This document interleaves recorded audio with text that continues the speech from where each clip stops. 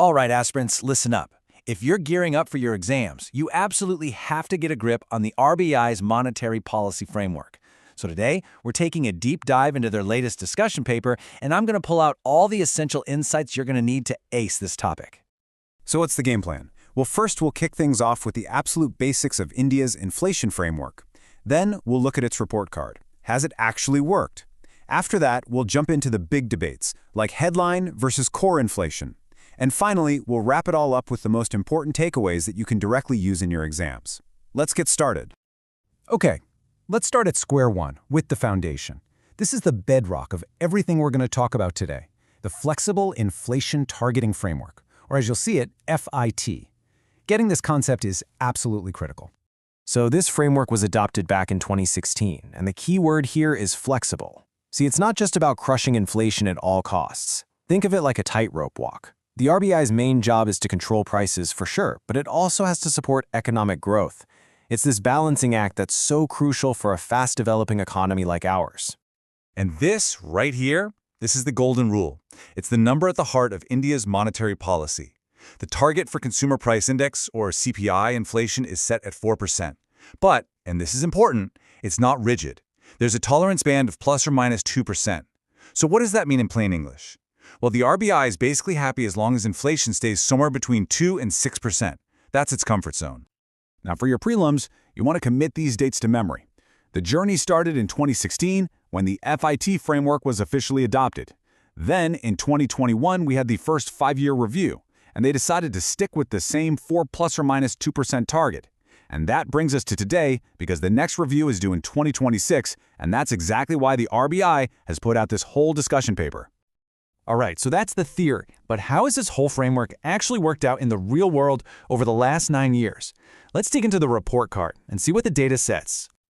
Okay, check this out. This chart is a gold mine for your mains answers. It shows crystal clear that since we adopted the FIT framework, average inflation has dropped significantly.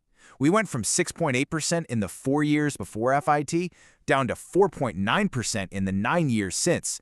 That's a pretty big deal, right? A clear improvement in price stability and a fantastic data point to quote. So the story of its performance is kind of like a roller coaster, or maybe more like a hump. Things are pretty smooth from 2016 to 2019, with inflation chilling out around the 4% mark. Then, bam! Global shocks like the pandemic and the war in Ukraine hit, and inflation shot past the 6% ceiling. But since 2023, things have been cooling down again, and this is where that word flexible really shines. The Monetary Policy Committee could pivot to support growth during the crisis, and then switch gears back to fighting inflation once the worst was over. Now we're getting into the really juicy stuff. This is a classic debate and a hot favorite for an essay question, so pay close attention. Should the RBI be targeting headline inflation, which is the total inflation number, or core inflation, which actually removes the volatile prices of food and fuel? So, what's the deal here? Well, on one side you've got headline inflation. This is the stuff that hits you and me every day. The price of our doll, the cost of filling up our bikes, it reflects the real cost of living. Targeting this keeps the policy believable. But then you have core inflation. It's more stable because it ignores those wild swings in food and fuel.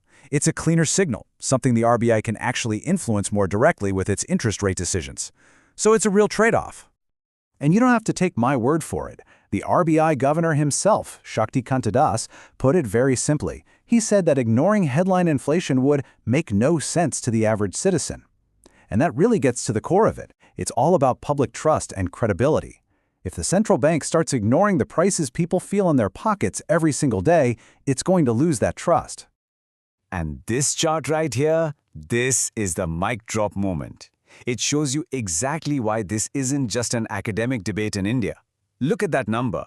Almost 46% of our consumer spending basket is on food. That is huge. It's the highest among all inflation-targeting countries.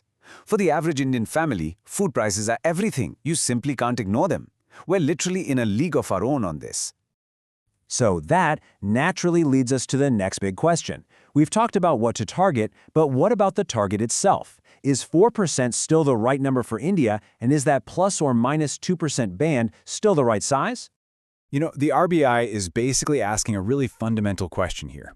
For an economy that's growing as fast as ours, is 4% inflation still that perfect sweet spot? Does it still perfectly balance our need for strong growth with our need for stable prices, or is it time to rethink that magic number? Now, there's a really important economic theory that backs up this 4% target, and you'll want to have this in your back pocket for your mains. It's called the Balassa-Samuelson effect. Basically, it says that in fast-growing economies like India, you're naturally going to have slightly higher inflation than in developed countries, and that's okay. It's a sign of a healthy, dynamic economy. And this theory suggests that for India, an inflation rate around 4% is actually desirable. So what does the data tell us? Well, for about 70% of the time since 2016, we've stayed inside that 2 to 6% lane. That's not bad. But look at that other 25%. A quarter of the time, we've shot past the upper limit. That tells you something important. While the framework is working most of the time, big inflationary shocks are a very real and frequent challenge for India. And that brings us to the tolerance band itself. It's a tug of war, really. On one side, you have the argument for keeping that wide plus or minus 2% band. You know, you need that wiggle room to absorb shocks like a bad monsoon or a spike in global oil prices. On the other hand, some argue we should narrow the band, maybe to plus or minus 1.5%, like many other emerging economies. It would signal more confidence and control. So it's a choice between flexibility and signaling stability. Phew, okay, that was a lot to take in. So let's hit the pause button and distill all of this down into the absolute must-know points for your exam. Think of this as your high-yield cheat sheet. And to make this super easy to remember, especially when you're under pressure in the exam hall, I've got a mnemonic for you. BOTTLE, the inflation. Let's break it down. B is for benchmark, headline or core. O is for optimality. Is 4% the right number? The first T is for tolerance. Is the band okay? And the second T, L, E, is for the target level itself. It's a simple way to structure your answer around the 4 key pillars of this entire review. All right, first up, the absolute core facts. These are your bread and butter, the non-negotiables. FIT started in 2016 to balance price stability with growth. The target is CPI inflation at 4% plus or minus 2%. Key performance metric, average inflation fell from 6.8% to 4.9% after FIT. And who does this? The 6-member Monetary Policy Committee. Get these facts tattooed on your brain. Next up, the debates. It's not enough to know what the policy is, you have to know why. So for each point, have your justification ready. Why headline inflation? Because of our massive 45.9% food share and public credibility. Why 4%? It's backed by theories like the Balassa-Samuelson effect. And why the wide band? To handle all the frequent supply shocks that hit our economy. And finally, to really make your answers stand out, you need to speak the language. Let's master some key jargon.